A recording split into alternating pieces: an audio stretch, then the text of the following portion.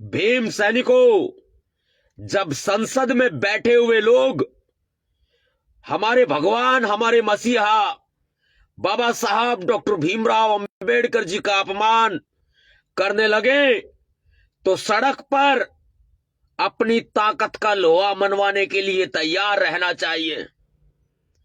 लगातार कई दिनों से आप कह रहे हैं अमित शाह माफी मांग, अमित शाह नाक रगड़, अमित शाह पिछवाड़ा रगड़, वरना इस्तीफा दे। लेकिन अपने गरूर में चोर, सत्ता के घमंड में चोर अमित शाह मानने को तैयार ही नहीं है। ऐसे में भीम सैनिकों, अपनी ताकत को इकट्ठा करो।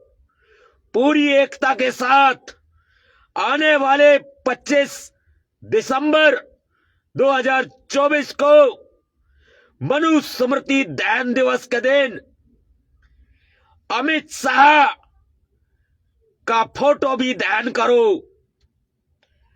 भीम सैनिकों, क्या जम गया है तुम्हारा खून? क्या उबाल नहीं मारता? भीम सैनिकों, क्या इस देश में हमारे मसीहा, हमारे भगवान बाबा साहब अंबेडकर जी का यूं ही अपमान होता रहेगा और आप अपने घरों में हाथ पर हाथ धरे बैठे रहोगे? भीम सैनिकों, बाबा साहब अंबेडकर जी का नमक खाया है तो निकलो अपने घरों से बाहर।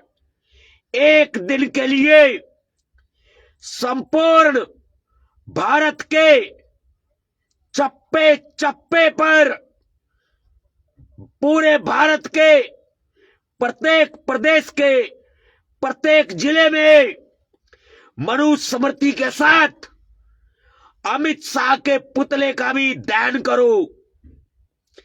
भीम सैनिकों, यदि आज आपने अपनी ताकत का एहसास नहीं कराया तो आने वाले समय में संसद में बैठे अमित शाह की तरह बीजेपी के आरएसएस के गुर्गे सरेआम बीच रास्ते, बीच चौराहे बाबा साहब अंबेडकर जी की प्रतिमाओं और तस्वीरों पर थूकेंगे और आने वाली पीढ़ी हम आपको कभी माफ नहीं करेगी।